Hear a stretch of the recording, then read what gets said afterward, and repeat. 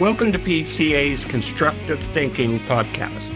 I'm Darrel Reid, Vice President of Public Affairs at the Progressive Contractors Association of Canada. In this episode, we're looking back at our April 13th and 14th lobby days in Victoria, where PCA and our CLAC labor partner took the case for fair and labor-neutral tendering directly to the BC Legislature, to elected officials also, and to political staff. Now, it was a busy and politically unsettled time in Victoria, but despite that, we were able to move this issue forward in meaningful ways. Now, I'm pleased to welcome three guests who played an important role in our Victoria lobby days. Paul de Jong, President and CEO of the Progressive Contractors Association of Canada, Dan Baxter, PCA's BC Director, and Ryan Bruce, Government Relations Director at CLAC. Paul, Dan, Ryan, thanks for joining me. Thanks, Darrel. Pleasure to be here. Darrel, great to be here. So first, let's kick this questioning off with Dan. Dan, as you know, we did an earlier podcast on the private members bill and its significance. But for listeners joining us now, can you give us a little bit of background on that conversation and why this issue matters so much in British Columbia? Yeah, that's a great opening place to begin, Darrel. Thanks for that. So hopefully everyone gets a chance to listen to kind of part one of this conversation when Darrel and I were talking about the PMB. Just a little bit of background on it. This is something that Kyle Giddens, MLA for Prince George Mackenzie, and I kind of batted around about a year and a half ago. So it shows obviously the length these things can kind of have and take to get to a place where they're finally debated in the legislature. But really the key of this private members bill was to basically highlight the unfairness of the current public sector procurement model, and that the current NDP government basically utilize a structure that only benefits people that are aligned to unions that are friendly to their government. And so effectively what happens there under this, what they've called community benefits agreements, of course, it's any project labor agreement that restricts labor to a certain labor model, in this situation, the building trades.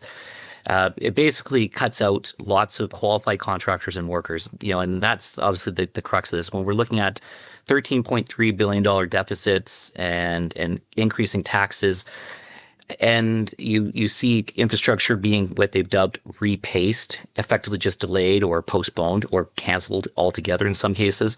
When there's 85% of the construction workforce, whether it's through progressive unions like CLAC or non-union workers as well, that are qualified, able, willing to get onto this job site, get on the tools, and help build our province. This issue is basically a stab to basically say this is a fix to that problem, to get those 85% workers working. And so it just really comes down to it being an issue around fairness, competition, and ultimately value for taxpayers. Ryan, you wanted to chip in here. Yeah, and just to build on what Dan's saying, I mean, and being the guy who represents the workers in the equation here, I think it's really important to point out that in this country, in this province, we have a right to unionization or not. That is a worker's right or a group of workers have the right to decide whether or not they want to unionize, number one. And number two, under the charter, we have a protected right of freedom of association. And it's such an egregious attack on workers' rights and freedom of association to have a government tell workers that they are okay to work on public projects as long as they join the union of the government's choice in this case. They have created a monopoly for 19 building trade unions, and everybody else, the other 85% of the workforce, is cut out because they haven't fallen in line with the government's favorite unions. Yeah, that's a good piece of perspective to be added. Paul, why don't we shift a little bit to maybe the 30,000-foot level? And let me ask you, from PCA's perspective, why has this become such an important file?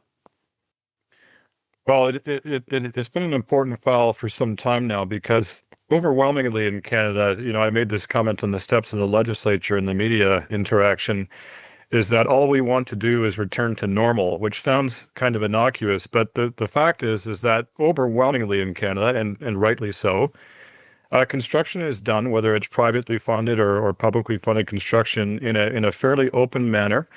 where project owners put forward, tendered contracts to the contractor sector.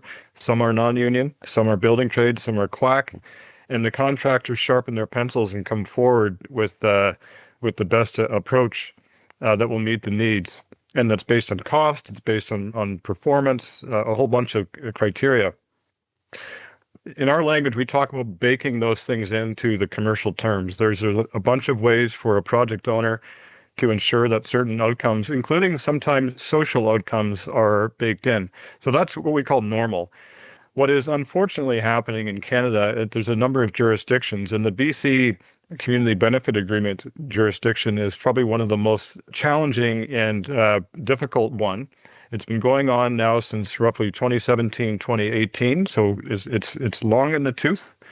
It seems to be stubbornly resistant to change or eraser. It has gone through some modifications, but the fact remains is that it's simply an unfair approach for workers and contractors who should have a fair shot at public work. That's a simple way of putting it. For contractors, it reduces competition. Many contractors are not keen to bid into CBA or special project needs arrangements because it creates burdens for them that they haven't sort of built into their business planning. It's harder for taxpayers because they're not getting good value on major projects. The projects themselves, typically, as we've seen in BC, have cost overruns, which means that you have a double insult. You have higher costs for taxpayers and you have less infrastructure built because these projects are going over budget. And so we have a moment here where we believe that the BC taxpayer, given a whole bunch of other considerations, a very large deficit, an economy that is subpar, that BC taxpayers are very concerned about affordability. And this is a moment for us to really wave this flag and let people know that this private members bill is not just an obscure construction provision. It's actually something that affects us all. It certainly does feel like people are becoming more aware of it. Ryan, you just raised the issue from a charter constitutional personal rights point of view, but there are other implications for this as well, because you represent a workforce, right? Well, certainly. And workers get up in the morning, they go to work, they do their job. They have fought for rights over the years. I didn't give the building trades a lot of credit for their work in fighting for workers' rights. But it seems now in this point in time, they sort of abandoned that worker right philosophy. They may say they stand up for workers' rights, but the reality is if they're choosing their rights and allowing them to participate in certain rights but not others, then really are they standing up for workers' rights? I go back to that freedom of association and the right to unionization that they fought for and won. I think they're a bit morally bankrupt, quite frankly, when it comes to just standing up for all workers at this point in time. And I think it's worth pointing out, too, that this is not just a constitutional issue. This is a paycheck, family support. You've got a whole bunch of otherwise qualified people who were denied this work, and that's on projects that they pay their taxes for. So this is about families, communities. It's about the well-being of the province. And when it's been constricted to this favored group, it doesn't take a lot of thinking to feel that it's unfair if that's affecting you and your family. Well, listen, let's just to pick up on that, Darrel. You're bang on. I mean, it's a double-edged sword for anybody who's outside of those building trade unions, because one, you're missing out on opportunities perhaps to earn a living and work on projects that are paid for by your tax dollars, and two, they're also taxpayers, and therefore they are, like everybody else, being impacted by paying more for infrastructure than we should be as a result of this policy. Mm-hmm. Well, why don't we go to the events on the ground the last week? Dan, you were responsible with Ryan for a lot of the planning, the gritty day-to-day organization. So why don't you walk us through the 2 days? What did PCA, CLAC, and our allies actually do in Victoria? Yeah, this is going to be a bit of a peek behind the curtain, the making of the sausage, so to speak. But yeah, a lot of these things, it does take time. It takes planning. It's trying to curate, the right mix of both public kind of facing events and efforts, along with behind the scene conversations. In this case, with the overall purpose to push the case for fair and open tendering in British Columbia, and kind of building on what Paul was saying, that helping the general public understand that this isn't just a niche construction issue. We kind of heard that a little bit from the media. Oh, it's just a a matter of perspective, and it's like, no, it's not. It's not a matter of perspective. That this actually has far-reaching consequences. Yes, is it about contractors, qualified contractors, and their workers being able to work on public projects that their tax dollars are helping to pay for? Of course. But really what it comes down to for the average British Columbian is the fact that, we all see the increase in taxes. We all feel the affordability issues, and how the government procures, these infrastructure projects that benefit all British Columbians, that we all want to see more roads, more bridges, more transit, more schools, more hospitals. But if we're paying more taxpayer dollars to get this stuff built, that comes at a cost. And so helping the general public understand those things is what these couple of days were about. So really, when it comes down to is that we were active on the ground for 2+ days, obviously being in the legislature, hearing the debate, seeing the MLAs stand in the House and talk about the need for fair and open and how it can benefit taxpayers, how it can support construction workers and contractors. And at the same time, making sure that we were taking those public-facing events like press conferences, as I mentioned, where we can get it out into the public to help them connect the dots, how these things are important, not just for employees and employers, but for the general residents of this province, right down to sitting down and meeting with MLAs, in particular, the opposition MLAs who put forward this bill, from Kyle Ginns, as we mentioned, to people like Misty Van Popta with the Conservatives, Gavin Dew, really helping them understand this issue as well as their colleagues, because obviously the people who are the critics or the shadow ministers, they have a little bit more depth and understanding of why this is important. But for those, MLAs that are newly elected, their staff who are newly elected in particular, we sometimes forget about them behind the scenes. Those are the ones as well, making sure they realize that, PCA, CLAC, that we could be a resource when it comes to the construction industry, so that we can set up the right framework, the right legislative and regulatory framework to allow all contractors and workers to help build BC. And so that's really what it is, behind the scenes as well as public facing, helping them understand that this wasn't just kind of a one-off appearance, that this was a coordinated effort. And it's something that we do on a regular basis to make sure that we're always there to help them implement the best public policy possible for BC.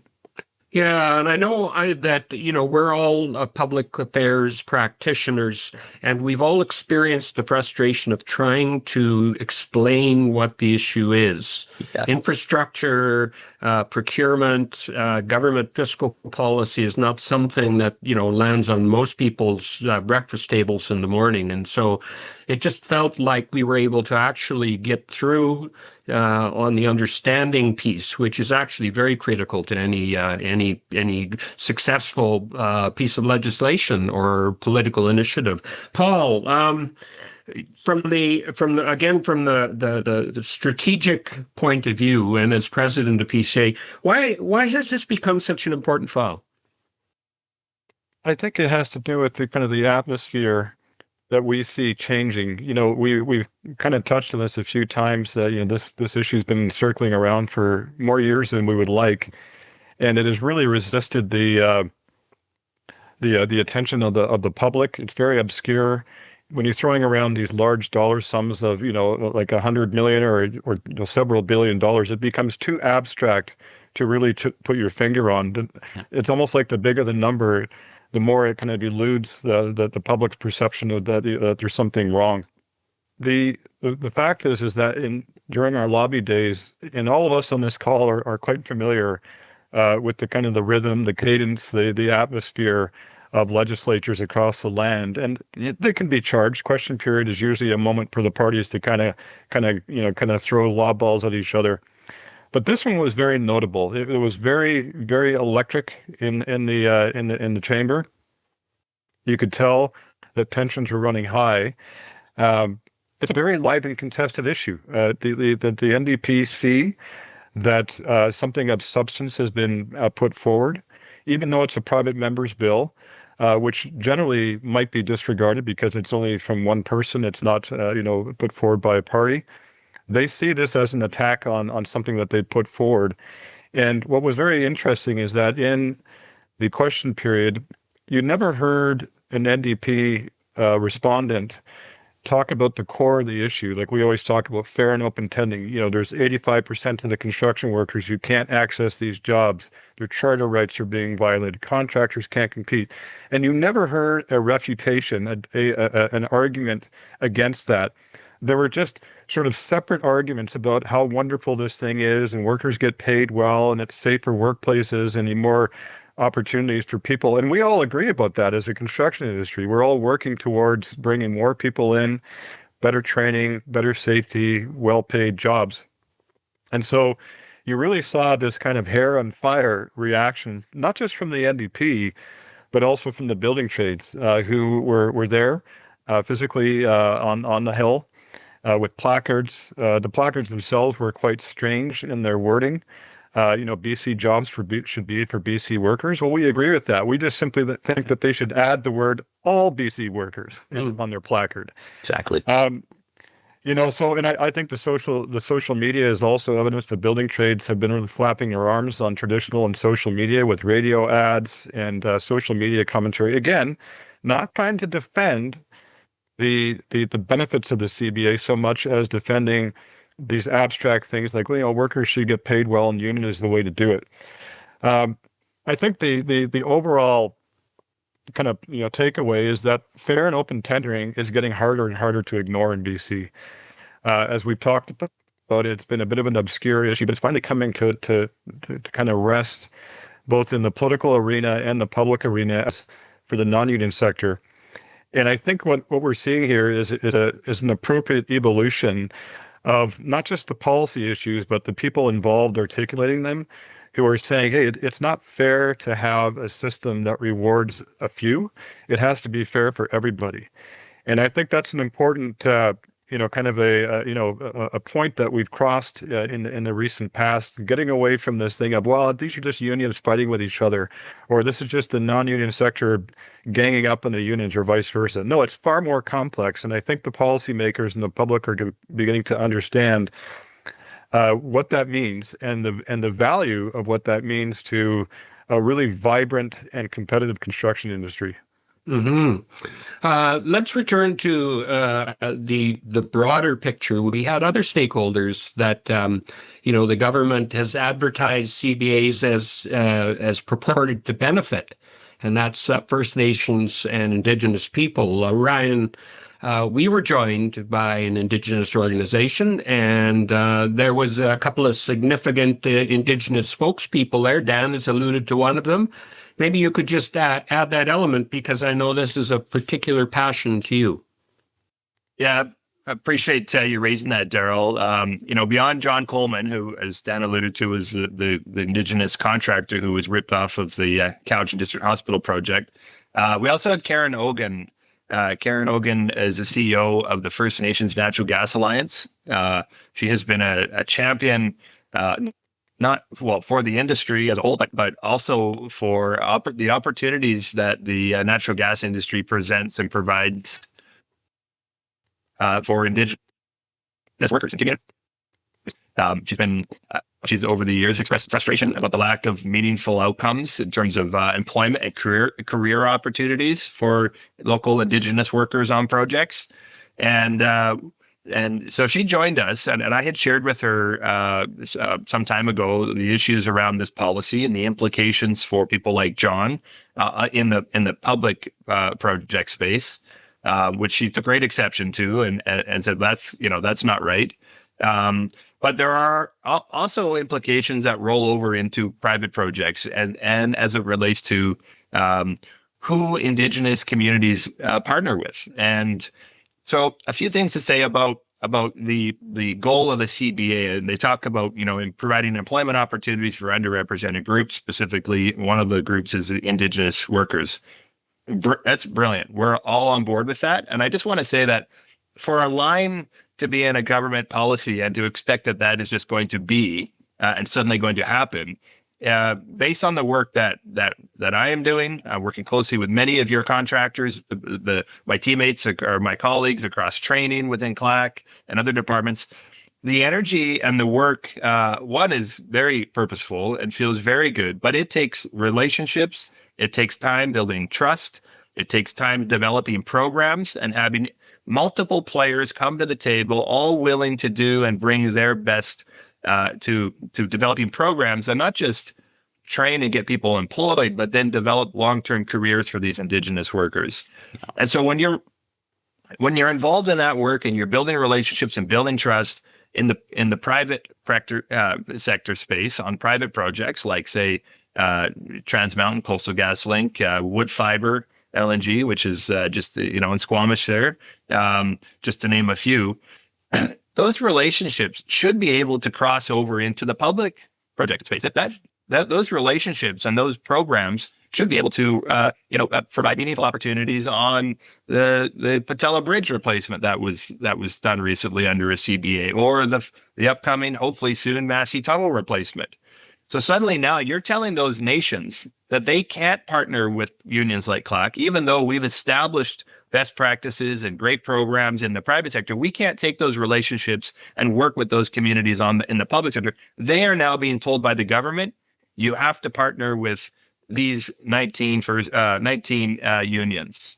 And I think Karen really sees that as an affront. I won't put words in her mouth, but she's told me outright that she's really sees that as a step back, and certainly not in the spirit of reconciliation. Mm-hmm. And she was remarkably articulate on that. Her comments were focused, they were fair. And, there was a certain amount of suppressed indignation there that we should even have to be talking about that in 2026, So, as a former political practitioner myself, I've been fascinated by the traction that we got politically. There's lots going on in BC. The NDP's got issues on, First Nations court decisions and their drip legislation, and yet this file seemed to cut through. And so, Paul, I'd like to ask you, you and I have been at many of these events. This one seemed different. And I'm wondering if you can tell me what made this event different than a kind of a routine advocacy visit. Yeah, I think in many ways we've been kind of touching on this in various ways, because we have in Canada, in BC, the CBA going back quite a few. We have the aggravating example of the city of Toronto, gaining to select a group of unions as the sole providers of public construction activity. And then, of course, the alarming example of the $2.5 billion Ottawa Civic Hospital, which is also building trades only. So we have these, kind of the reverse of shining points of light. They're kind of shining points of distortion in the construction marketplace. And we see finally political leaders like Kyle Giddens and his peers, MLAs on the BC Conservatives, raising high an issue that previously was quite obscure, that people didn't understand, didn't know how to connect it to themselves. What does this mean for me? And I think people are beginning to understand that the basic concept that it's simply unfair for contractors, unfair for workers. Governments have no place single-handedly picking which labor organizations and which are involved and which are not. That the market should be open for all takers who are qualified to compete. And really, that question is how construction really works or should work. And that's why I talked earlier about, all we want is a return to normal. It's nothing radical. It's not extra red tape. It's actually the reverse of red tape. It's simply saying construction should not be subject to any kind of regime or scheme that restricts the activity of contractors and the workers they employ. Yeah, that return to normal comment was the comment of the press conference, wasn't it? It was one of those sort of aha moments? Like, yeah, like how have we gotten this far off track?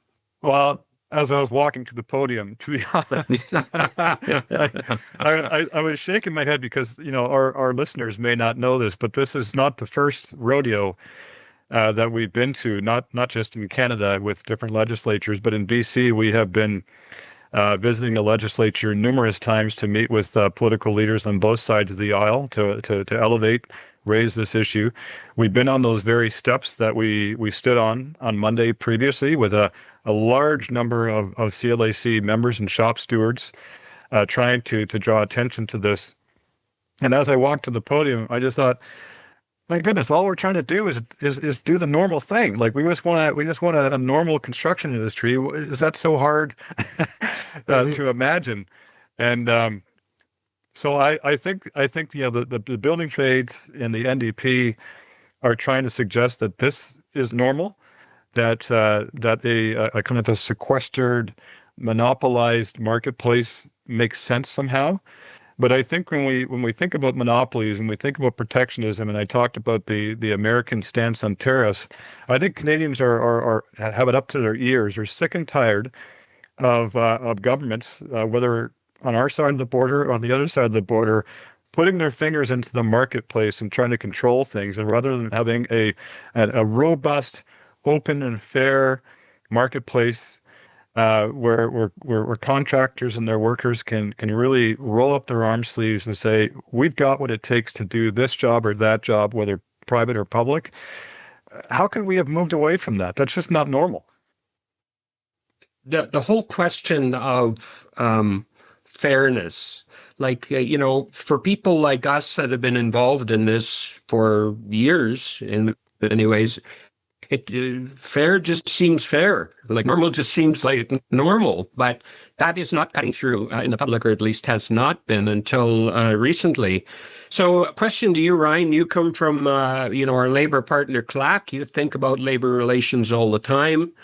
So, why is labor model neutrality so important, and why should our listeners care? Well, I go back to some of the comments I made about Rahini's comments about CLAC and sort of the history of this dynamic, if you will. I think, there's, when we met with caucus members over here, part of the questions they had of us were, what is it about this relationship, this dynamic that's set up between the building trades and CLAC? Like, why do they hate you guys so much? Was kind of, quite frankly, what they were asking, to just be blunt. And so what we really started to do was unpack for them our model and sort of the benefits of the CLAC model, and so we get into this discussion about the wall-to-wall contracts. Again, what is a wall-to-wall contract? What does that mean? And so to dive into it a little bit, you need to understand, with the traditional labor movement, the building trade movement is broken up in silos between trades. You've got carpenters and carpenters union. You've got pipe fitters and pipe fitters union. Laborers and a laborers union. So on any given project, you could be dealing with 10, maybe 19, maybe 20 different unions based on the number of trades that you need. And that's how that model was established way back when, and has continued to sort of maintain that model today. But there's a lot of limitations that the building trades don't like to talk about. And quite frankly, they're unwilling to evolve with the times. CLAC has understood that a wall-to-wall model, one union representing all the trades across a project, provide benefits to basically everybody involved. The benefit to the worker is this. One, it allows workers an opportunity to multi-skill.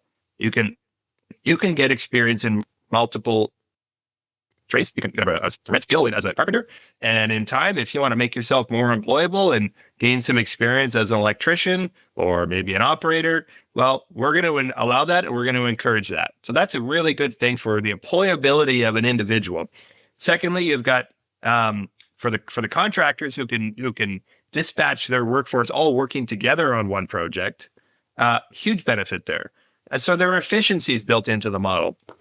Yeah, and you mentioned contractors. Dan, you work closely with our contractors in BC and the Lower Mainland, and I know our members have some particular views on the value of this progressive labor model as well. What are the benefits to them?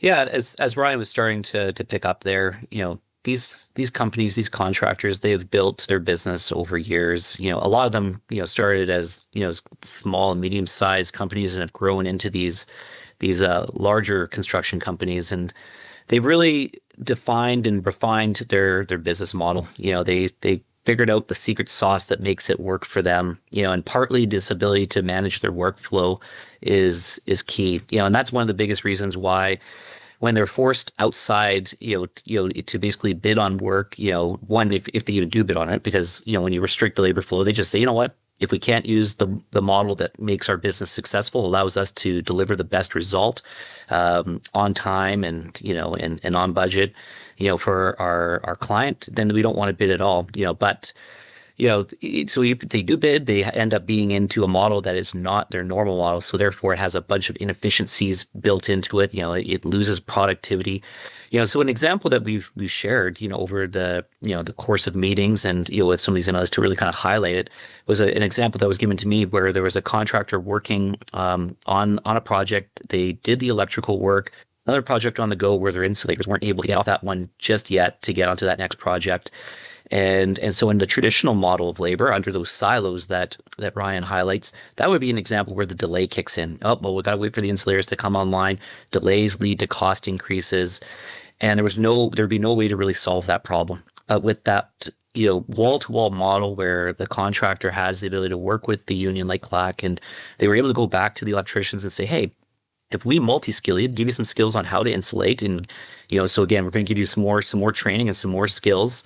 Would you want to come back onto the job site and work for another few months to help with the insulating? And of course, for the electricians, they jumped at it. They said, yeah, sure, be happy to do that. So they got the extra skill, extra training, and they got an extra few months of work as those other insulators came offline from the other project. So the project that was going to be potentially delayed was able to keep on time and on budget. So that's the kind of example of how our model has some efficiencies built into it and productivity built in it, where you can manage that job site. And that's why our contractors like to bid on these projects using the CLAC labor force, because of the model that they've developed over the years that allows them to do it efficiently. It strikes me that maybe we'll have to reconvene at some point and have a Progressive Construction 101 podcast, because there's a lot of things that we've talked about here that I think need to be unpacked for our listeners, particularly in the public who may not be familiar with this. But Dan, when you mentioned that the project was allowed to go ahead because of this particular innovation, that really is, in public projects in particular, that really has to do with value for money, getting budget on time, and a whole bunch of issues around how our taxpayers' dollars are getting spent. Paul, I wonder if you could describe kind of the connection between our what we do within the progressive model and affordability. Everybody's talking about productivity these days and tearing down walls and getting value for taxpayers' money. How do these things tie into that? Well, let me start with a reference to a reporter in the media interaction that we had on last Monday afternoon, who afterwards kind of asked what I think he thought was a fairly innocuous question, but was very telling, which was roughly along the lines of this. He asked, okay, so you have one group of unions and another group of unions, and the idea here is to maximize opportunities for quote unquote unionized workers. And if one model costs a little bit more, but it's good for the workers, what's the big deal?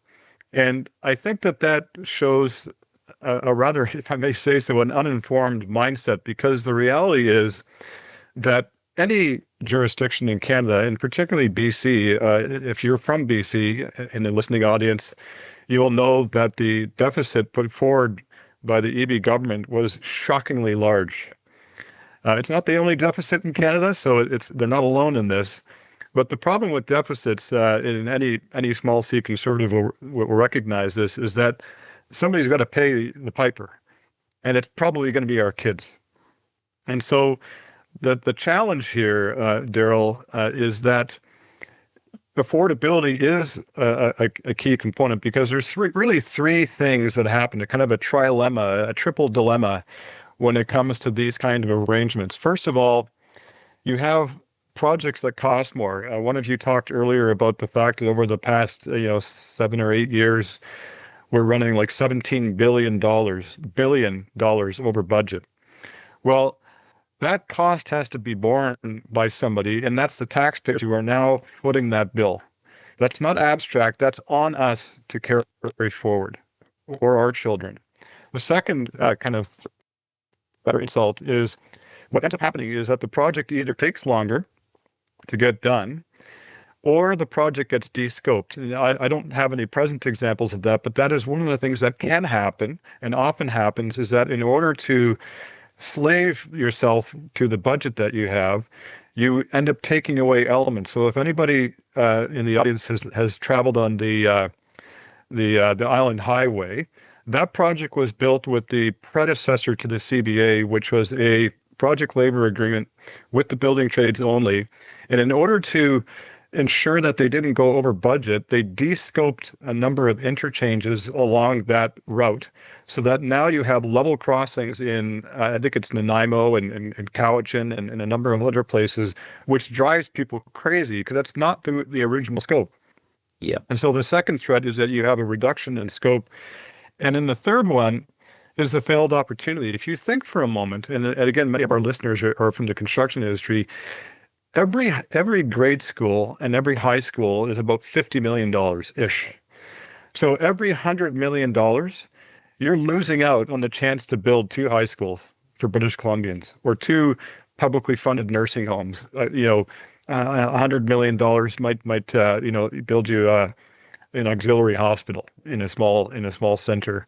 And so there's this triple set of projects costing more, which means you're affecting the affordability of British Columbians.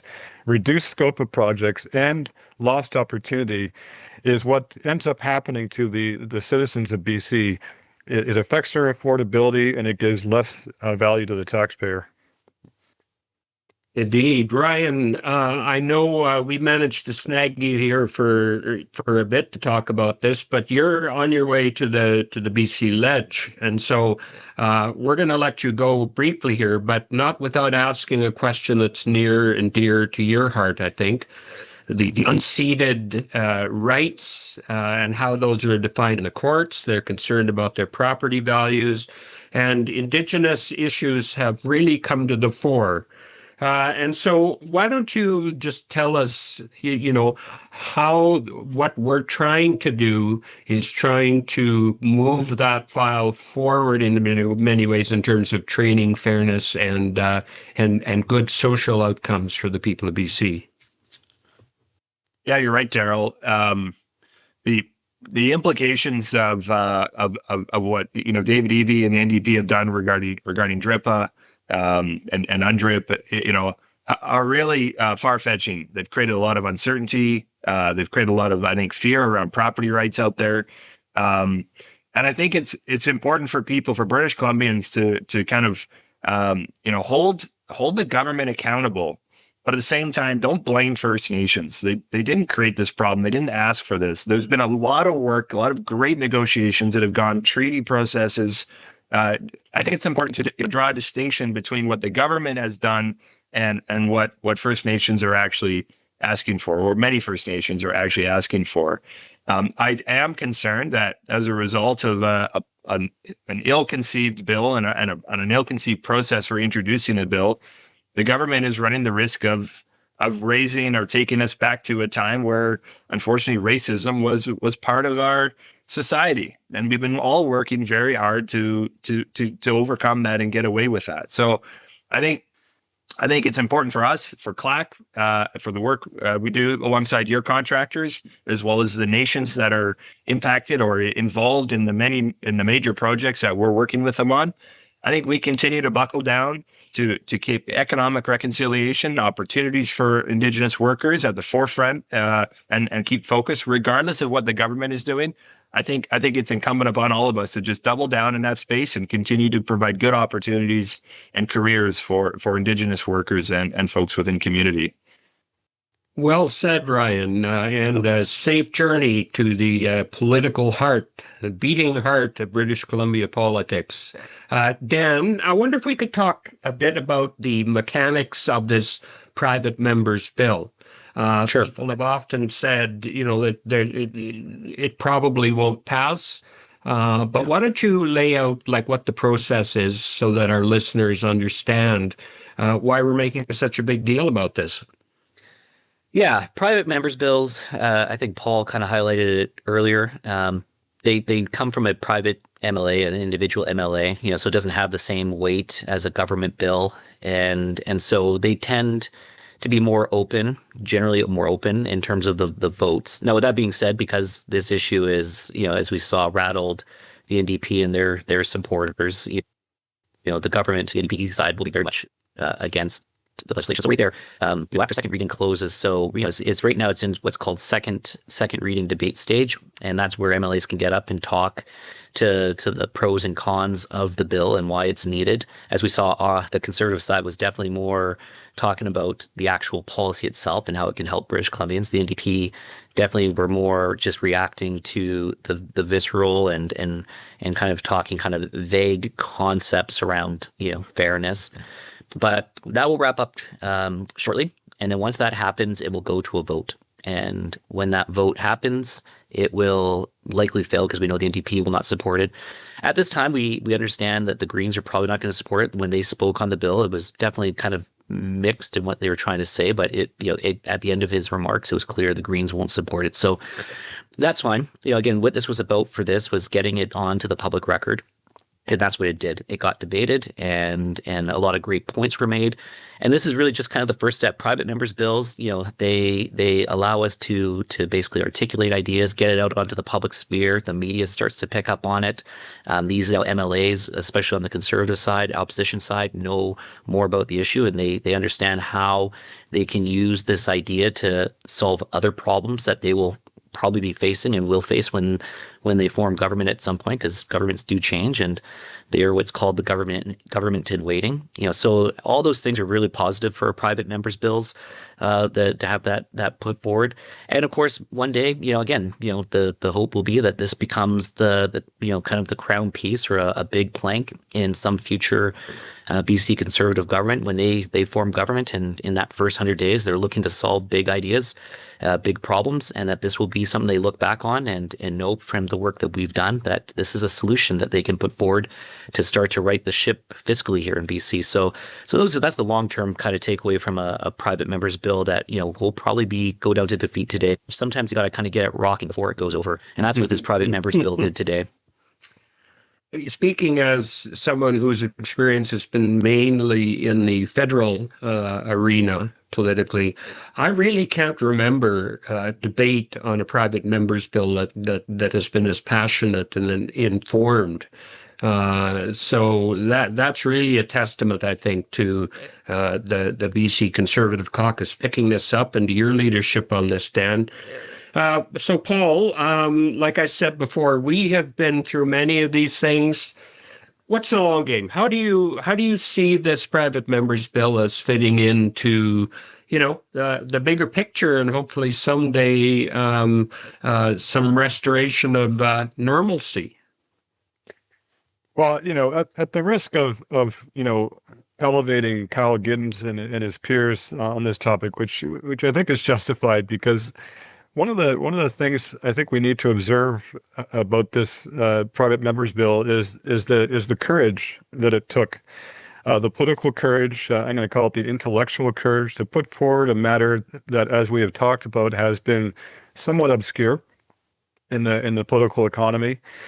That Kyle has I think, working with us, found a way to articulate the issues clearly in a way that is politically relevant, but also relevant to the taxpayer, to the citizens of BC. So I think courage is one that's very important, because it's not easy to do this. Kyle himself is likely taking a lot of heat for this. There's always a political cost to everything, and so that has to be factored in. And so when I look at this, not only do I see this as a good, sort of like as Dan alluded to, a tipping point for the BC Conservatives. It also, as has been discussed, is going to factor into the leaders' debate. If the BC Conservatives take power, hopefully will and should become featured in some of the approaches they take to right-size the BC economy. But I would also argue that beyond the borders of BC and other jurisdictions, I'm hoping that legislators will take an example from this act of political courage and say, you know what, it's the right thing to do to articulate and define an issue that is just the right thing to do. It is not something that replaces one set of privileges with another. It evens the playing field for all the stakeholders, whether they're contractors or workers. And it's my hope that we'll see other jurisdictions, and I mentioned the City of Toronto, the province of Manitoba, the Ottawa Civic Hospital, that we will not see politicians as inclined to put forward restrictive tendering bills and legislation because they know that political will assemble to oppose them. And so I think that what Kyle has done is good for BC and for the BC Conservatives, but it's also good for Canada because it sets a line in the sand that says this is how it's done. That's an excellent perspective. This conversation has been fascinating. We've got big issues. We've got people that care about these issues. And that excites me personally because, of course, this is why we do what we do to change public policy. So as we move towards the conclusion here, I would just ask both you, Dan, and Paul, what should PCA members, of whom there's 140 some odd, 150 some odd. They're growing so fast, I lose track of the count all the time. But what should our members take away from this, from PCA's point of view? Yeah, I'll jump in. I think for me, my perspective, working on this for the last few years as part of the PCA team, working closely with Ryan Bruce with CLAC, and we've been a good 1-2 punch. And these NLAs over the many various functions we go to, events we go to, obviously the two plus days we were in Victoria, just recently, that this issue is gaining traction. I think we've talked a little bit about that idea that it's growing, awareness is growing, people are starting to understand, MLAs are starting to understand, and their staff, how they can use this to solve other problems, how they can use it to get more infrastructure built, do it more timely, more in that way. We talked a little bit about ICBA, and Ryan alluded and mentioned Karen and the First Nations Natural Gas Alliance, that, the coalition is broadening, which is great. Many hands make light work. And that we have moved this file, especially in the recent time, the last, several months, we moved it in a meaningful way forward. So all great things for our members to know that, that we hear them and we take these things obviously to heart, and we go out and we've mentioned, I think in our earlier podcast, Darrel, we use every tool in the toolbox just like our members do, and they're on the job site to get the job done. And so here's just an example of us using one of those tools in our toolbox. Mm-hmm. And Paul, I'm going to hand the last word over to you. You spend your days worrying and thinking about how we can serve our members better, how that helps the societies that we live and work in. And you've also mentioned that this is not just a British Columbia issue. So over to you. What's the big takeaway that we want our listeners to draw from this very fun conversation? A couple of things, I think, in closing. One of them, I talked earlier about the evolution of understanding of the construction industry, moving away from this binary union versus non-union thing. There's another aspect which is a bit more kind of in the pocket, which is that one of the ways that particularly the mainstream unions will characterize these types of debates is that you're trying to have a race to the bottom, that the way to quote unquote save money on construction projects is over the backs of the workers. And I think that we've done, if I may say so, ourselves at PCA along with CLAC, but also our friends in government, we're changing the language away from that, because that's not the intention. The intention is to deeply examine the whole rather untouched body of work which is attached to the design of work. You don't have to look at a construction job and look at it in this kind of jurisdictionally siloed approach that you have these different trades doing disparate parts of work. There's things like multi-skilling. There's things like dual ticketing, where you can redesign the work and have more productivity come out of the construction industry, which has been suffering notably for decades in terms of productivity, and not do this over the backs of workers, but do it because of more sophisticated design. This is an untouched area. And a policy like this, it doesn't drive to the heart of that, but it begins to open the page to that book where you say, if we have open and fair tendering, what you're doing is you're unleashing innovation in the industry. You're allowing contractors to do what they do best, which is solve problems for their clients. So that's point one. The second point that I'll end with, and Darrel you can't see him, but he'll smile, is that we at PCA have an opportunity and an obligation to bring forward these weighty public policy issues to legislators across the land. And we do that, and we do it with passion. But there's another element, which is that every one of our construction companies has employees, whether in management or on the tools, who have a voice.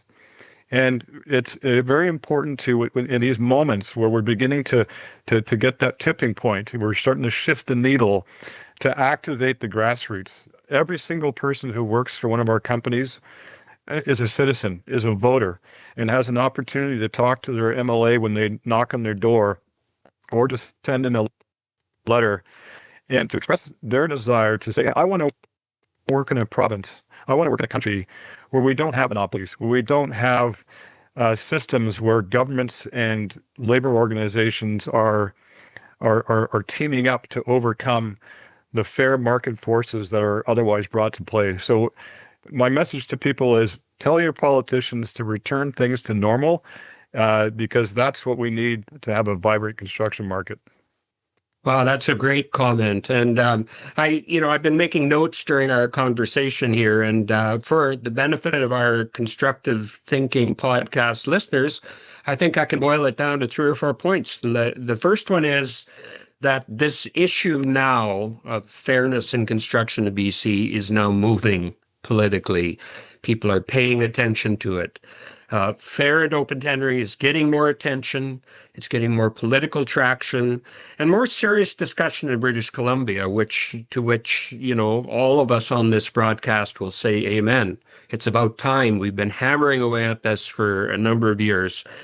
But that this matters for workers, for contractors, for taxpayers, and for the province's ability to get important projects built. If there was ever a time when it's important, it's now, given the challenges that we have, not just in British Columbia, but in Canada and in the world. And so I want to thank all of you for joining us. Paul de Jong, President and CEO of Progressive Contractors Association, Dan Baxter, BC Director for PCA, and Ryan Bruce, Government Relations Director for CLAC. Thank you all for being a part of this, and I'm looking forward to doing more in the future. Thanks, Thank you, Darrel. Darrel. Thanks, Dan. So this is Darrel Reid signing off for Constructive Thinking, and looking forward to talking to you again in the near future.